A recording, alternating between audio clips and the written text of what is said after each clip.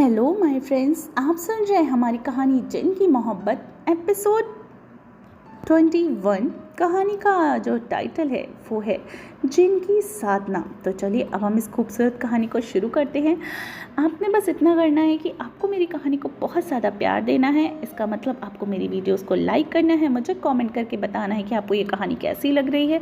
और साथ ही साथ अब से मैं ये कहानियाँ रोज़ 7 से 8 के बीच में अपलोड कर दूँगी, तो आप इन कहानियों को सुनना बिल्कुल भी मत भूलिएगा। तो चलिए कहानी को शुरू करती हूँ।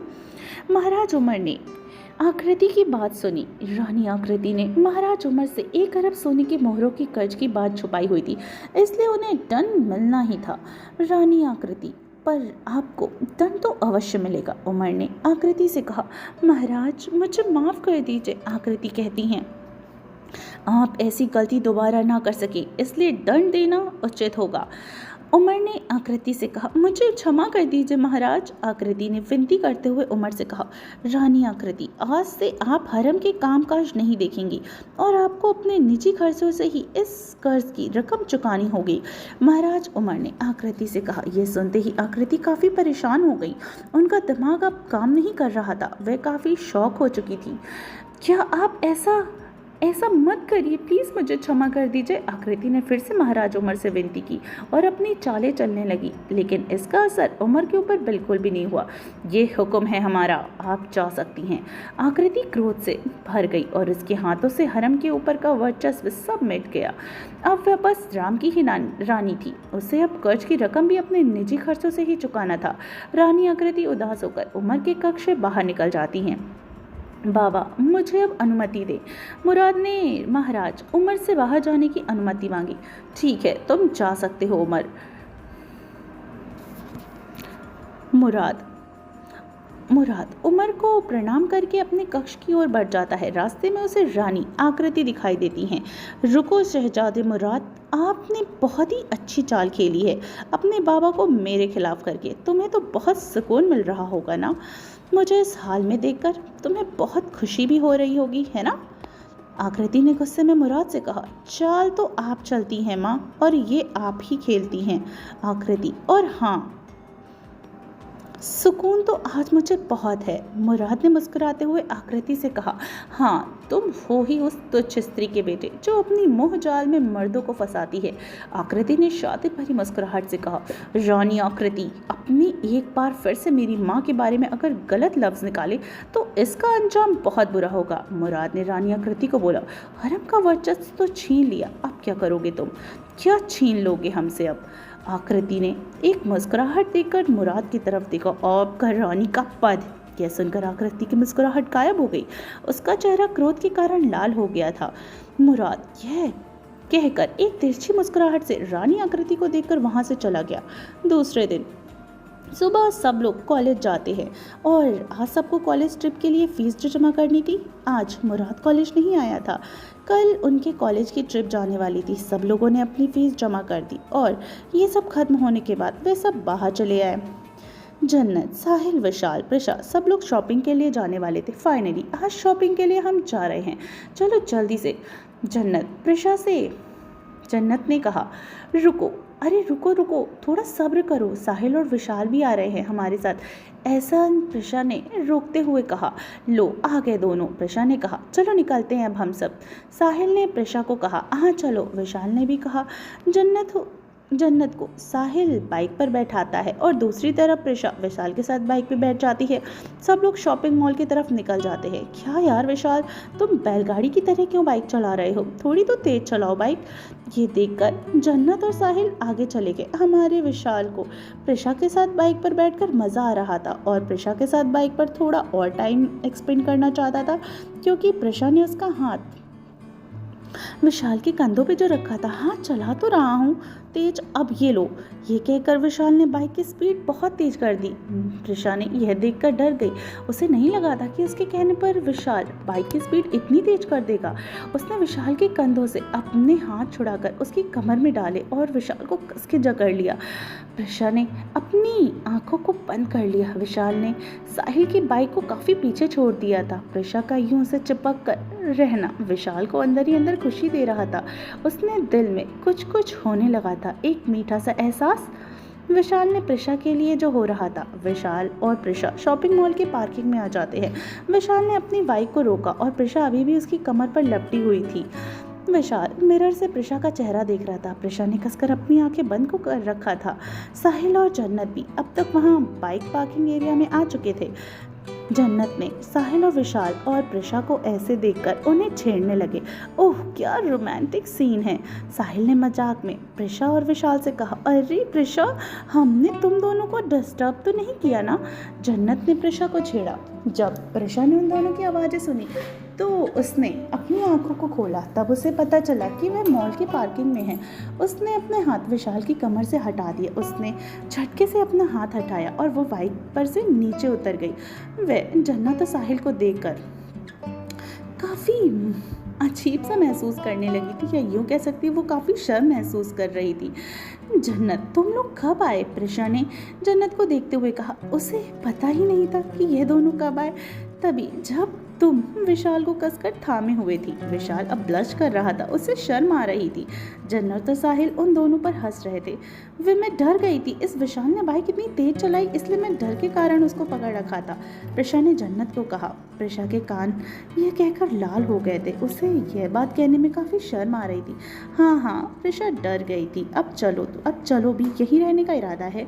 शॉपिंग के लिए नहीं चलना क्या? विशाल ने प्रिशा का बचाव करते हुए कहा। ओह हाँ, चलो अब जल्दी से, साहिल बोलता है। वह चुपके से विशाल को एक आंख मारता है। साहिल समझ गया था कि विशाल प्रिशा का बचाव कर रहा है, इसलिए उसने यह बात घुमा दी थी। अब सब लोग पार्किंग एरिया से शॉपिंग मॉल में एंटर हो करते हैं। तो उसके बाद मैं आपको कुछ बताना चाहती हूँ। जिन और उसकी दुनिया का एक रहस्य के बारे में हर कोई जानना चाहता है, और आजकल ऐसी साधना है जिससे हम जिन से कोई भी काम करवा सकते हैं, हम माने या ना माने। हर चीज़ एक समय में होता है, जिससे हर तरह से हिंदू धर्म में 12 बजे के बाद पूजा अर्चना करना मना होता है। वैसे ही कहा जाता है प्रभु आराम करते हैं, लेकिन उस समय दूसरी शक्तियाँ प्रसन्न होती हैं। जिस तरह इंसान अच्छे और बुरे होते हैं, ये शक्तियाँ भी अच्छी और बुरी होती हैं। जन्नत को साफ सफाई काफ़ी पसंद होती है। उन्हें सफ़ेद रंग भी काफ़ी प्रिय होता है। उनके पैर नहीं होते, वे हवा में तैरते हुए नजर आते हैं। यह भी कहा जाता है कि इनकी दोस्ती भरी न दुश्मनी, ये बहुत चतुर होते हैं और गुस्से से स्वयं काल होते हैं। इनसे हमेशा सावधान रहना चाहिए। कई लोग जिनको सीधा करके उनसे मन चाहे काम करवाने की मनीषा रखते हैं, या कह सकते हैं मंशा रखते हैं, और जिनको सिद्ध करने निकल पड़ते हैं, लेकिन उन्हें ध्यान नहीं होता कि बुरी नीयत से किसी को भी सिद्ध करना, हासिल करना कितना खतरनाक है। ऐसे लोगों का तो खुद का पतन ही कर लेते हैं या दूसरों के लिए मुसीबत बन जाते हैं। ऐसा भी कहा जाता है कि जिन हासिल करने की मंशा के दौरान अगर आप मर जाते हैं तो आपको जन्नतों की दुनिया में भटकना पड़ता है। जिनको बुलाने की साधना में कई बातें भी बताई जाती हैं। यह बातें अब तक पूरी तरीके से सिद्ध नहीं हुई हैं। पहले आपको पाक साफ होकर बाजू करनी होगी, और फिर पाक साफ होने के बाद हिसार करनी होगी। हिसार करने के बाद आप आतुल कुरैशी 11 बार पढ़ें। उसके बाद अमल करना होगा। अमल करने के बाद 11 बार कोई छोटा दुरूद शरीफ पढ़ें। उसके बाद आपको या हिमाऊ या उमाऊ को 1100 बार ही पढ़ना होता है। इस तरह से आपको जिनके बारे में कई सारी बातें बताऊंगी, तो कहानी में यूं ही बने रहिए और इस कहानी को सिर्फ मनोरंजन के लिए ही पढ़िए। आप जिनको बुलाने की गलती बिल्कुल भी ना करें। तो अब हम कहानी को आगे बढ़ाते हैं। राहुल के ऑफिस में वह अपने कैबिन में ही बैठा हुआ था। उसके लैपटॉप में 2 लड़कियों की तस्वीरें थी।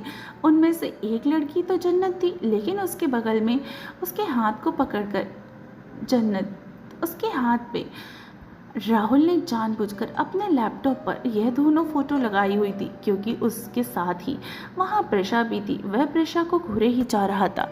वह प्रिशा की फ़ोटो से बातें कर रहा था। प्रिशा, मैं कैसे कहूँ तुमसे अपने दिल की बात? क्या करूँ कि तुम्हें समझ में आ जा कि मैं तुमसे प्यार करता हूँ। मैं तुमसे बहुत प्यार करता हूँ, पर यह बात तुमसे कहने से डरता हूँ।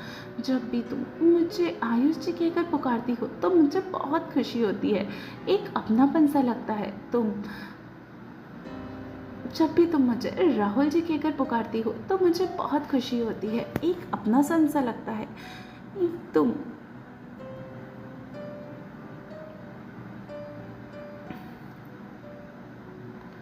राहुल के ऑफिस में वह अपने कैबिन में बैठे हुए था। उसने अपने लैपटॉप में दो लड़कियों की तस्वीरें रखी थी। उसमें से एक लड़की तो जन्नत थी और उसके बाजू वाली प्रशा। राहुल ने जानबूझकर अपने लैपटॉप पे ये फोटोज़ को लगाई हुआ था क्योंकि इसमें जन्नत के साथ साथ प्रिशा भी जो थी वह प्रिशा को घूरे जा रहा था। वह प्रिशा की फ़ोटो को देखकर बातें करता है और प्रिशा से कैसे कहूँ इन बारों में बातें करते अपने दिल की बातें को करता है। तुम्हें समझ आ जाएगा कि मैं तुमसे कितना प्यार करता हूँ, मैं तुम्हें बहुत ज़्यादा चाहता हूँ, पर यह बात तुमसे कहने से डरता हूँ।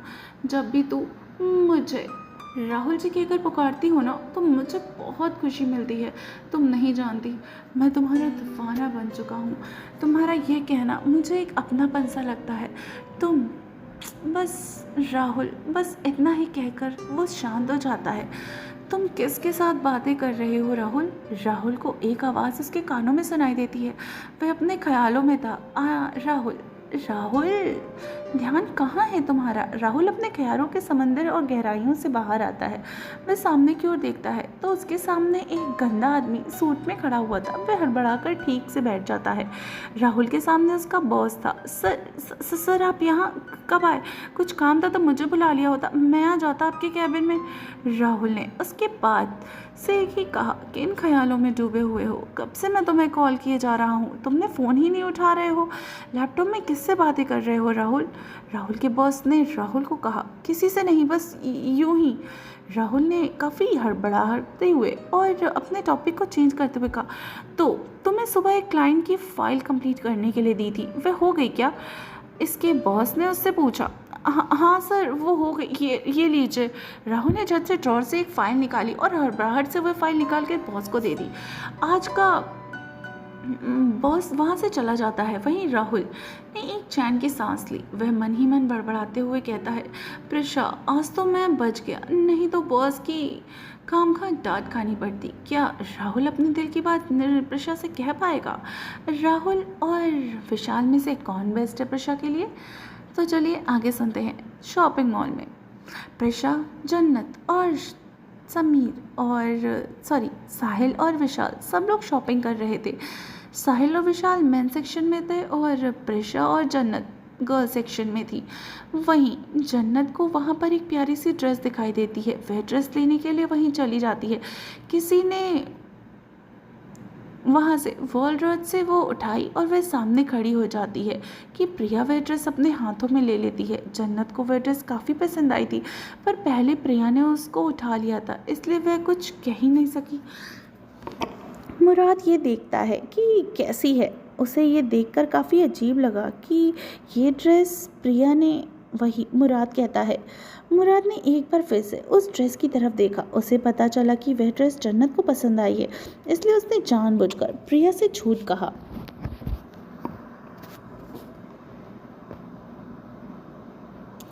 शॉपिंग मॉल में प्रिशा जन्नत के साथ शॉपिंग कर रही थी। साहिल और विशाल मेन सेक्शन में कपड़े यूज़ कर रहे थे। जन्नत को वहाँ एक प्यारी सी ड्रेस दिखाई देती है। वह ड्रेस लेने की वाली ही थी कि किसी ने वॉल ड्रेस वहाँ से उठा ली और वह सामने देखती है तो प्रिया वह ड्रेस अपने हाथों में ली हुई थी। जन्नत को वह ड्रेस काफ़ी पसंद आई थी, पर पहले प्रिया ने वह उठा ली थी, इसलिए वह कुछ कह नहीं सकी। मुराद यह देखता है। मुराद ये देखो, ये कैसी है ये ड्रेस? प्रिया ने मुराद से कहा। मुराद ने एक बार उस ड्रेस की तरफ देखा। उसे पता था कि वह ड्रेस जन्नत को पसंद आई है, इसलिए उसने जानबूझकर प्रिया से झूठ कहा। प्रिया, तुम यहाँ ड्रेस क्यों ट्राई कर रही हो? मुराद के हाथ में एक येलो कलर की ड्रेस थी। प्रिया फिर मुराद की खातिर वह ड्रेस रख देती है तो खुशी से मुराद के पास वह ड्रेस लेकर ट्रायल रूम में चली जाती है। मुराद, तुम यहाँ? प्रिशा ने मुराद से कहा। प्रिया को शॉपिंग के लिए जाना था, इसलिए मैं उसके साथ ड्रेस चॉइस करने के लिए आ जाता हूँ। मुराद ने प्रिशा से कहा। वाह क्या बात है मुराद, प्रिया के साथ शॉपिंग, गुड गुड। प्रिशा ने भी कहा। जन्नत रैक से ऊपर वह ड्रेस उठाती है और प्रिशा से पूछती है, कैसी है ये ड्रेस प्रिशा? तुम्हारे ऊपर तो बहुत खूबसूरत लग रही है। मुराद ने बीच में ही जन्नत से कहा, तुम तो प्रिया के साथ आए हो तो शॉपिंग के लिए, तो मुझे ड्रेस यूज़ करने में क्यों मदद कर रहे हो? जन्नत को जलन हो रही थी, इसलिए उसने गुस्से में मुराद से कहा। मुराद मुस्कुराया, उसे पता था कि जन्नत को जलन हो रही है, बस यूं ही मेरे को लगा तो मैंने बोल दिया। मुराद ने जन्नत से कहा, जन्नत क्या कल तुम ट्रिप पे जाने वाले हो? प्रिशा ने मुराद से पूछा। मुझे नहीं लगता कि मैं आ पाऊंगा, मुराद ने साफ साफ कहा। मुराद तुम यहाँ कैसे? साहिल ने मुराद से कहा, शॉपिंग के लिए आया हूँ। मुराद ने कहा, प्रिशा ये शर्ट कैसी है? विशाल ने एक साइड होकर प्रिशा से पूछा।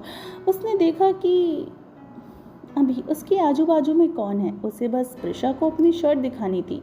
विशाल प्रिशा की चॉइस के कपड़े ही लेने वाला था। ठीक है विशाल, पर आज तुम और मेरी चॉइस क्यों पूछ रहे हो?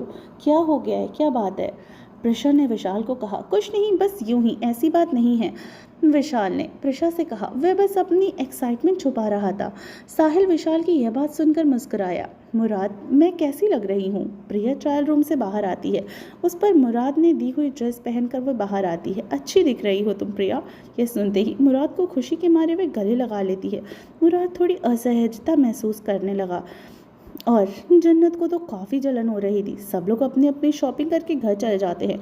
कल उन्हें ट्रिप के लिए कश्मीर जो जाना था। तो फ्रेंड्स कैसी लगी आपको हमारी कहानी? आई हो पसंद आई हो, और आप ऐसी कोई भी गलती नहीं करने वाले। मैंने ज़रूर इस कहानी में कुछ चीज़ें बताई हैं, पर आप ऐसा कभी भी कुछ मत करिएगा, ठीक है? तो चलिए इस कहानी को सिर्फ कहानी की तरह लीजिएगा, अपने दिल से मत लगाइएगा। तो चलिए कहानी को यहीं पे रोकते हैं और कहानी के अगले पार्ट का थोड़ा सा इंतज़ार करिए। बहुत जल्दी मिलती हूँ कहानी के अगले पार्ट में। तब तक अपना ख्याल रखिए और सुनते रहिए जिनकी मोहब्बत।